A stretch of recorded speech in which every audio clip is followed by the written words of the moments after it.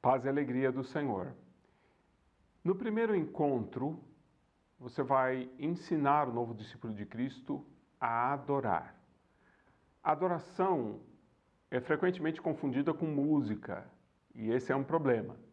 É lógico que o novo discípulo de Cristo não sabe disso, mas é muito arriscado nós impormos desde o início para ele os vícios da igreja, que confunde adoração e música e cantoria. Uma forma fácil de a gente compreender isso é entender a diferença entre as duas palavras principalmente usadas para adoração nas Escrituras. A primeira é uma palavra que indica submissão. Adorar é se curvar, adorar é assumir uma posição de humilhação, de submissão, né? Então, é aquela posição de que quem reconhece que a pessoa que está recebendo a adoração é tão grande, tão poderosa, tão maravilhosa, tão gloriosa, que ela está completamente submissa às ordens, ao comando dessa pessoa. Então, adorar ao Senhor é se submeter ao Senhor. Tem nada a ver com cantar músicas bonitas, com chorar, etc. e tal. Tem a ver com se humilhar na presença de Deus. Humilhar, saber que eu sou Deus, né? Essa adoração que ela se refere a essa completa dependência, a se colocar totalmente nas mãos do Senhor. O segundo significado é dar um atestado.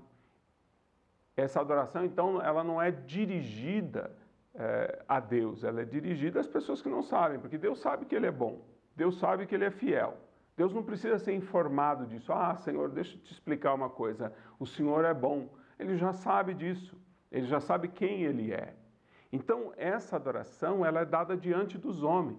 Essa adoração, ela é apresentada às pessoas que ainda não conhecem a Cristo. Aí você vai para uma pessoa que não conhece a Cristo, que não conhece a Deus, e diz para ela, deixa eu te dizer uma coisa. Deus é bom. E isso vai produzir transformação na vida dessa pessoa. Essa pessoa vai aprender quem Deus é. E isso é a adoração que interessa ao Senhor. Em João 15, o Senhor Jesus disse, meu Pai é glorificado quando vocês dão muito fruto, né? Ou seja, tanto um fruto interior de um coração transformado, um coração contrito, quanto o fruto exterior da transformação que eu produzo na vida da outra pessoa com a minha adoração. O texto que você vai trabalhar para ensinar a pessoa a adoração está em Lucas, no capítulo 3, do versículo 15 ao 18. O povo estava em grande expectativa, questionando em seus corações se acaso João não seria o Cristo. Quer dizer, as pessoas estavam achando tão admiradas que João, com o que João estava fazendo, com o que João estava dizendo, que eles começaram a pensar, esse daí deve ser o Cristo que nós estamos esperando há séculos, né? E aí João disse, não, eu não sou nem de perto parecido com Jesus, né? Eu não sou digno nem de atar as suas sandálias, que é o trabalho mais humilde, o trabalho do escravo menos importante que houvesse uma casa, é tirar os sapatos do seu senhor quando ele chega da rua e lavar-lhe os pés. Então, você vai trabalhar esse texto, como a gente já disse, vai ter algumas perguntas, né? Pergunta 1, por que o povo pensava que João Batista poderia ser o Cristo? Pergunta 2, como João deixou claro que ele não era o Cristo? Pergunta 3, como João explicou o grande poder de Jesus, que Jesus era superior? De que maneira que ele explicou isso? E quais eram as boas novas, ou seja, o evangelho que João pregava? E aí vai partir para o ouvir, né? Ou seja, a gente quer saber para que Deus colocou isto ou esse texto aqui. E vamos ver que o texto está aqui, que João nos serve de exemplo para não chamarmos a atenção sobre nós mesmos de nenhuma forma, mas apontarmos sempre para Jesus. E depois você vai trabalhar o sentir com o novo discípulo de Jesus. Diminuir né, a importância que nós damos a nós mesmos, aumentar a verdadeira adoração a Jesus, dividir,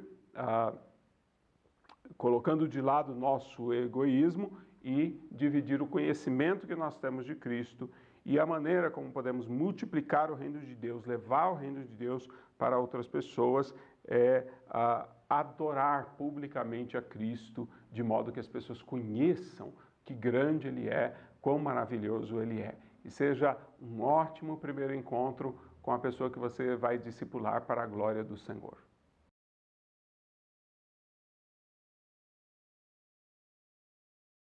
Programa de discipulado, de evangelização continuada, nós vamos ensinar o novo discípulo de Cristo a confissão. Primeiro aspecto e o mais evidente de confissão é a transparência, a sinceridade. Nós vivemos em uma sociedade que mente tanto, vive tanto de aparência, que as pessoas começam a mentir até para elas próprias. Nem elas sabem qual é a verdade sobre si mesmas, não é? E é preciso, então, ajudar o discípulo a desenvolver essa transparência, né? Como o 1 João 1, 7 e 8 dizem, é necessário nós estarmos na luz, vivermos na luz. E o próprio Evangelho de João cita Jesus dizendo que aquele que está na luz, são reveladas as suas obras. Aquilo que ele está fazendo é errado, não só o que ele faz de bom, mas também o que ele faz de errado, para que seja consertado, para que seja mudado. Se a pessoa não é sincera, se a pessoa não é transparente, se ela não tem todas as áreas da sua vida iluminadas, ela não vai ser consertada, ela não vai ser transformada. O segundo aspecto de confissão é falar junto com Deus. Aliás, a palavra no latim e depois também no português, confessar, é falar junto, falar a mesma coisa. Se Deus diz que algo é errado, eu não saio dando desculpas, explicações, eu digo, é errado mesmo. Se Deus diz que algo é certo, eu não me envergonho daquilo. Eu não saio escondendo aquilo das pessoas e temendo que as pessoas vão pensar, porque Deus disse que está certo. Então, confessar é falar a mesma coisa que Deus fala, é dizer a mesma coisa que Deus diz, de modo que a gente possa falar o que Deus diz, a palavra de Deus. Nós vamos trabalhar então com Lucas, no capítulo 3, dos versículos 7 até o 14, o momento em que João dizia às multidões, raça de víboras, quem lhes deu a ideia de fugir da ira que se aproxima? Por que João chama as pessoas de raça de víboras? Será que elas eram umas cobras venenosas e perigosas? Não, ele está falando de víboras que fogem quando se toca fogo em uma moita, em uma mata ou na palha do trigo. E esse fogo aqui é a ira de Deus. Quem lhes deu a ideia de fugir da ira que se aproxima? Então as pessoas estavam num processo de fuga. Ao invés de se confrontarem com seus pecados e resolverem o problema, elas estavam procurando um jeito de fugir da ira de Deus, um jeito de mantendo o pecado, ainda assim não incorrer na ira de Deus. E faziam isso através da religiosidade e através de atos que as fizessem parecer mais boazinhas e mais justas. Vamos, então, entrar no ver com as seguintes perguntas. Por que João diz que as pessoas eram um tipo de víboras? A segunda pergunta é o que João ensinou que se deveria fazer ao invés de fugir da ira de Deus? Terceira, por que essa mudança é tão importante e tão urgente? E quarta, que resultados João sugeriu que mostrariam a verdadeira mudança? E aqui eu quero deixar uma observação importante. Nas outras religiões, o que se espera é um bom comportamento das pessoas. A pessoa é bem comportada, então ela vai merecer algum milagre, alguma bênção, que se comportou bem. Olha, essa religião tipo Papai Noel não é o cristianismo. Porque no cristianismo nós sabemos que todos pecaram, não tem nenhum bom. Só Deus é bom. Então, dentro do cristianismo, nós não somos bonzinhos para que Deus nos dê alguma coisa. Nós somos bons porque Deus nos transformou. Então, a ênfase é a transformação que vem de Deus pelo Espírito Santo. Agora, essa transformação, ela é vista através da nossa conduta, através do nosso comportamento. É preciso que isso fique claro para o novo discípulo de Cristo. Depois, então, vai vir o ouvir. No ouvir, nós vamos ver João Batista dizendo que Jesus traria um tempo em que as pessoas seriam classificadas de acordo com os frutos que elas demonstram, né? Quem tem fruto é trigo que vai para os celeiros de Deus. Quem não tem fruto é fogo que vai... Quem tem fruto é trigo que vai para os celeiros de Deus. Quem não tem fruto é palha que vai ser queimada. Podemos dizer que no fogo do inferno. Pois vem o sentir. Primeiro, é preciso diminuir a autojustificação, parar de se justificar, parar de dizer que é bonzinho, fingir que é bom e reconhecer de verdade as coisas erradas que está fazendo e modificar, buscar. Então, somar confissão, diminuir a autojustificação e somar confissão.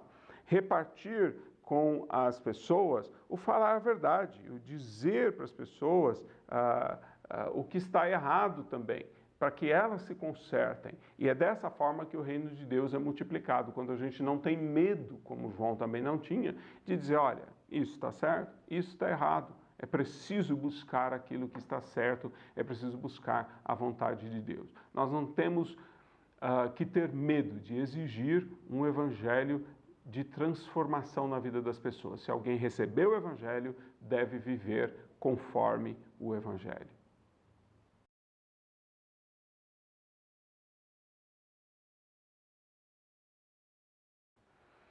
No nosso terceiro encontro, vamos ensinar ao novo discípulo de Cristo sobre gratidão.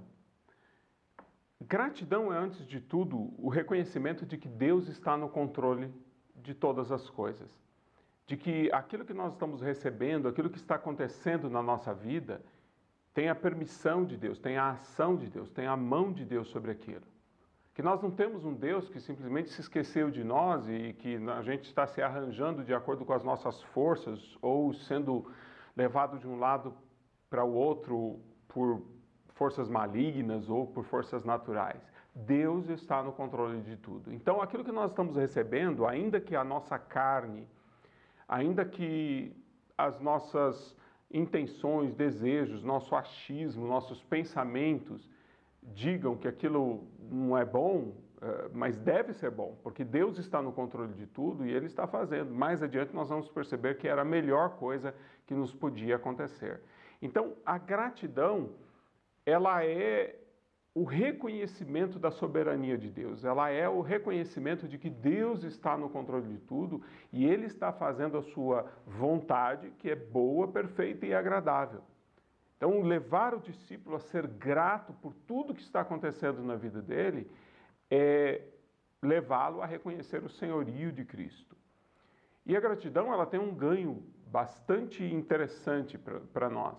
Quando uma pessoa está frustrada porque ela não tem o que ela acha que deveria ter, quando ela está com raiva porque ela não acha que não está recebendo aquilo que ela gostaria de receber, a vida para, porque a raiva ela tem esse aspecto, a ira tem esse aspecto, a pessoa fica ali curtindo a raiva, curtindo a ira e não avança, não vai para frente.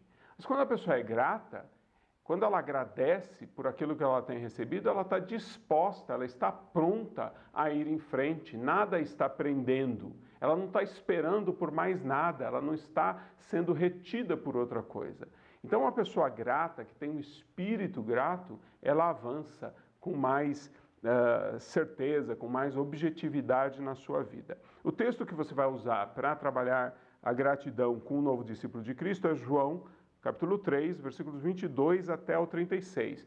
É um momento em que os discípulos de João chegaram, tipo, ó, João, aquele que você batizou, o tal de Jesus, ele está batizando. E ele está levando todo mundo para ele. Você está ficando sem discípulo, porque está todo mundo indo para lá.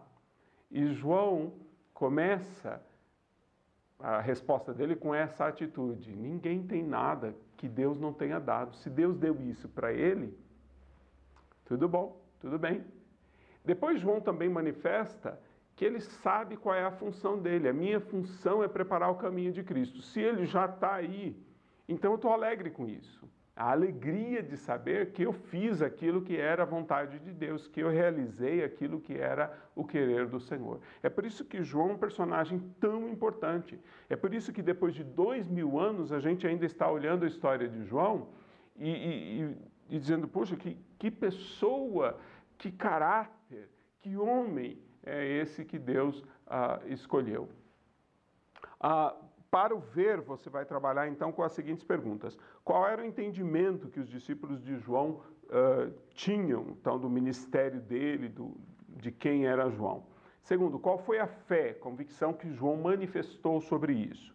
Terceiro, de onde João tirava o contentamento que o fazia ser grato? E o quarto, por que João estava convencido, convicto, de que Jesus, e não ele, tinha a prioridade. Por que Jesus tinha prioridade? Há 3 respostas no texto que você vai trabalhar com o novo discípulo de Cristo.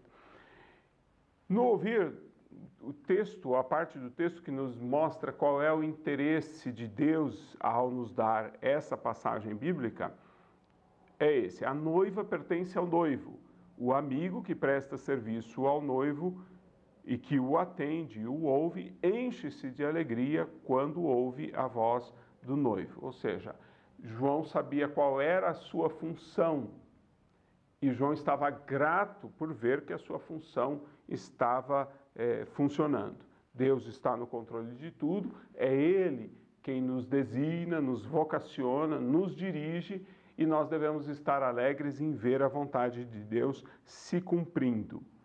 Então, o discípulo precisa pensar nestas sugestões que vêm do próprio texto. Primeiro, que vivemos numa sociedade ímpia, que nos pressiona a sermos orgulhosos, ambiciosos, ciumentos, invejosos. Nós precisamos, então, assumir uma posição de sermos agradecidos, de estarmos em paz. Também temos que somar essa fé de que Deus está no controle de tudo e que Ele faz tudo segundo a vontade dEle, tudo com perfeição. Devemos dividir a nossa vida espiritual com outras pessoas, de modo que as pessoas possam ver como nós estamos vivendo na presença de Cristo e serem influenciadas. João disse, vocês mesmos são testemunhas, ou seja, os discípulos não estavam agindo bem, eles estavam achando que estavam perdendo algo. E João não achava isso, ele disse, vocês mesmos são testemunhas, olhem o modo como estou vivendo, né? Para que vocês se alegrem também com o fato de Cristo estar atraindo a todos. Finalmente, João, ele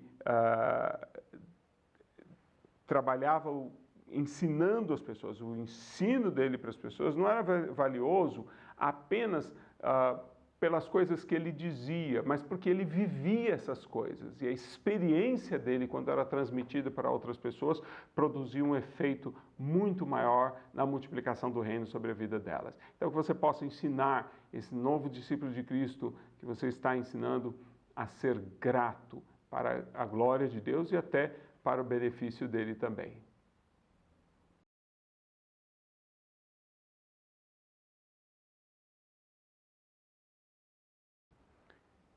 No nosso 4º encontro de discipulado, vamos trabalhar a súplica. E esse encontro é um encontro, como todos os outros, aliás, bastante decisivo para o novo discípulo de Cristo. Por quê? Porque toda a questão religiosa parece estar envolvida em pedir alguma coisa. E infelizmente, cada vez mais o evangelicalismo, o evangelho está envolvido com essa mesma ideia de todas as outras religiões de conseguir coisas de Deus, de conseguir fazer com que Deus cumpra a nossa vontade. E isso pode conduzir as pessoas à frustração, porque a oração que Deus responde não é aquela em que você pede o que você deseja. A oração não é para convencer Deus daquilo que você quer, para que Ele faça aquilo que você deseja. Aliás, Deus já sabe o que nós vamos pedir antes de a gente pedir. Deus sabe tudo o que nós precisamos. Então Ele nos manda orar para quê? Quando nós lemos 1 João 5:14, nós começamos a entender melhor porque o Senhor nos chamou à oração, porque o Senhor nos chamou para orar. Esse texto diz: esta é a confiança que temos ao nos aproximarmos de Deus. Se pedirmos alguma coisa de acordo com a sua vontade, Ele nos ouve. E se sabemos que Ele nos ouve em tudo o que pedimos, sabemos que temos o que dele pedimos. Ou seja, esse texto está dizendo que Deus só ouve a oração que é segundo a vontade dele. E se Ele ouve essa oração, então nós recebemos aquilo que nós pedimos. Nós só recebemos aquilo que Deus ouve. Deus só ouve aquilo que é segundo a vontade dele. O novo discípulo precisa aprender isso. Precisa aprender a buscar primeiro qual é a vontade de Deus, para então pedir aquilo que Deus quer, desejar aquilo que Deus deseja. A oração não é para mudar a vontade de Deus, porque a vontade de Deus é soberana. Deus não muda. Ele sabe o que está correto, Ele sabe o que é certo, Ele sabe o que é melhor para nós. A oração é feita para mudar a nossa vontade, para mudar o nosso querer, para mudar a nossa vida.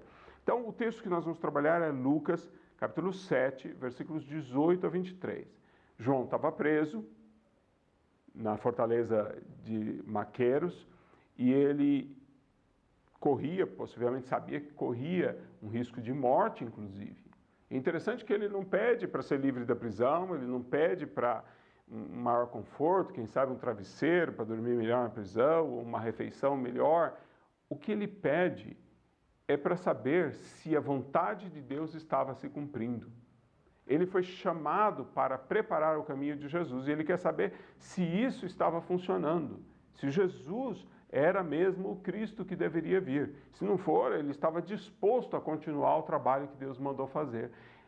A preocupação de João, mesmo preso na cadeia, é que a vontade de Deus se cumpra. Para ajudar o discípulo a entender esse texto, você vai fazer essas perguntas. Que coisas os discípulos de João lhe contaram? Por que João pediu para saber se Jesus era o Cristo? Como Jesus se identificou como Cristo? E como Jesus tratou a dúvida de João? O ouvir está principalmente concentrado nessa frase do próprio Jesus: voltem e anunciem a João o que vocês viram e ouviram. É bastante interessante porque muitas vezes a resposta que nós precisamos de Deus, ela não vai ser dada, ela já foi dada. Muitas vezes a resposta que nós precisamos de Deus está nos dons, nas capacidades, no ambiente, nas pessoas que Deus colocou ao nosso redor. O que Deus quer que eu faça? Onde Deus quer que eu vá? O que é que o Senhor já providenciou? Porque a vontade de Deus Ele não vai fazer, Ele já está fazendo. Então os dons, os talentos, as capacidades, os recursos que nós recebemos já são a resposta de Deus para a nossa vida. E finalmente você vai então trabalhar o sentir. No sentir, vamos instruir o discípulo a diminuir as expectativas humanas na hora da oração. Não dá para chegar diante de Deus e dizer: Deus, eu quero isso, eu quero que o Senhor faça isso. A ideia da oração cristã é: seja feita a tua vontade e não a minha. Nós devemos somar mais oração. A gente precisa orar mais em todas as nossas necessidades, em todos os nossos problemas. Quando a gente tem uma dificuldade, a gente deve apresentar isso ao Senhor em oração, como João Batista fez. Não ficou lá sofrendo na prisão. Ele simplesmente apresentou a Jesus: escuta, eu estou com essa dúvida aqui, me ajuda nisso. E Jesus respondeu a João. Também devemos dividir, né? É muito bom quando nós podemos orar junto com outras pessoas, com outros membros do corpo de Cristo. E João Batista teve isso. Ele estava na prisão, mas ele teve os discípulos que o ajudaram a chegar a Cristo e a apresentar a sua necessidade. Isso é uma boa ilustração de como é importante nós podermos orar juntos com outras pessoas. E, finalmente, como multiplicar o reino de Deus? É muito importante nós trabalharmos sobre essa situação em que é uma tradição religiosa de conceitos humanos que fazem um Jesus utópico, um Jesus às vezes misterioso, às vezes tão bonzinho, não é?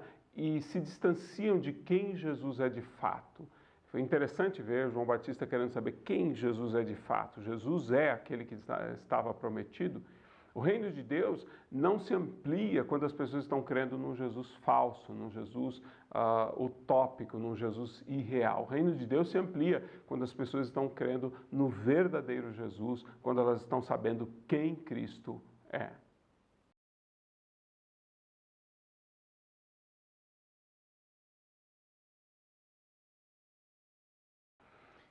Na nossa quinta e última aula, nós vamos trabalhar a dedicação. Dedicação é um dos aspectos da santificação. Nós temos 3 aspectos centrais na santificação que cobrem todas as passagens sobre santificação. E a dedicação é um deles. A dedicação é o aspecto da exclusividade. É uma pessoa se dedicar ou se entregar totalmente a uma coisa, de modo que ela é exclusiva para aquilo. Os outros 2 aspectos que também estão envolvidos com a dedicação, visto que não dá para separar, não dá para se santificar pela metade, é a integridade, quer dizer, não está faltando nenhum pedaço, né? E também a pureza, ou seja, não estar contaminado, não ter sido usado e não estar sujo, mas ser entregue totalmente limpo e preparado para o uso. Nós costumamos chamar então a dedicação de entregar-se a Jesus. Esse é o entregar-se a Jesus. É colocar-se completamente nas mãos de Jesus para que Jesus faça o que Ele quer com a vida da pessoa, com a nossa vida, e que Ele nos dirija completamente. Para ensinar uma pessoa a se dedicar, a se entregar completamente para Jesus, de modo a ser de uso exclusivo dele, nós vamos trabalhar João do capítulo 1, do versículo 19 até o versículo 28. Nesse momento veio de Jerusalém, ali para onde João estava pregando, uma comitiva, uma comissão de sacerdotes e levitas enviados pelo Sinédrio para questionar João quem ele era. Eles perguntaram se João era o Cristo, se João era Elias e se João era o profeta sobre o qual Moisés profetizou, dizendo que viria um profeta, ou se levantaria um profeta, e eles estavam querendo saber se João seria esse profeta. Para entender bem o texto, você vai trabalhar as seguintes perguntas. Por que os sacerdotes e levitas questionaram a identidade de João? Quais as opções de identidade que João negou? Falou, eu não sou o Cristo, não sou Elias e não sou o profeta. Aliás, é bastante interessante você se preparar para responder. Por que que em uma passagem João é dito por Jesus, ou seja, Jesus diz que João é Elias que havia de vir. E nessa passagem, João está dizendo que ele não é Elias. É simples a resposta. João não é Elias em carne. Ou seja, Jesus está dizendo que João é o Elias que deveria vir. Não é aquele Elias do Antigo Testamento, mas é uma pessoa com o mesmo Espírito, quer dizer, o Espírito Santo que movia Elias, move também João Batista, e o mesmo poder, isso é, as mesmas ações. João Batista age da mesma forma, até mesmo na similaridade de ter uma palavra firme ao rei da sua época, como Elias teve para com Acabe, a respeito da sua mulher, cada uma em sua condição. Quem João disse que ele era e como João justificou aquilo que fazia. No ouvir, é bastante interessante trabalharmos então essa chave central do texto, que é: eu sou a voz do que clama no deserto, faça um caminho reto para o Senhor. João se referia a si próprio a partir do que Deus dizia que ele era, ou seja, ele viveu baseado na palavra de Deus. Eu sou o que a palavra de Deus diz que eu sou, né? Eu não sou quem eu acho que devo ser, quem a sociedade acha que eu devo ser. Até mesmo o nome de João, até mesmo o nome João, foi determinado por Deus. E Zacarias, o pai de João, aprendeu isso também, ou seja, ele não é quem eu quero que ele seja, ele não é quem os outros acham que ele deve ser, ele é quem Deus diz que ele deve ser. E João viveu tendo Jesus como a referência central. Quem ele era, tomava Jesus como referência, né? João não estava no centro, Jesus está no centro e João é, ou se define como pessoa em relação a Jesus que está no centro. Também João não fazia o que ele queria. João definia as suas ações em função de Jesus. Tudo que ele fazia era para a glória de Jesus. Então, o discípulo deve ser levado a sentir em relação a esse texto. Algumas sugestões são mostrar para o discípulo como João era pressionado pela sociedade, tanto pelas pessoas que o admiravam, como até pelas pessoas que tinham inveja dele. E João era pressionado a ser quem ele não era. Você é o Cristo, você é Elias, você é o profeta. Não, não. Não é? João se desviou dessa pressão, ele diminuiu essa pressão. Também o nosso novo discípulo de Cristo é pressionado pela sociedade, pelos amigos, a ser alguma coisa que ele não é. E ele deve conseguir superar isso, deve diminuir essa influência para ser quem realmente Deus quer que ele seja.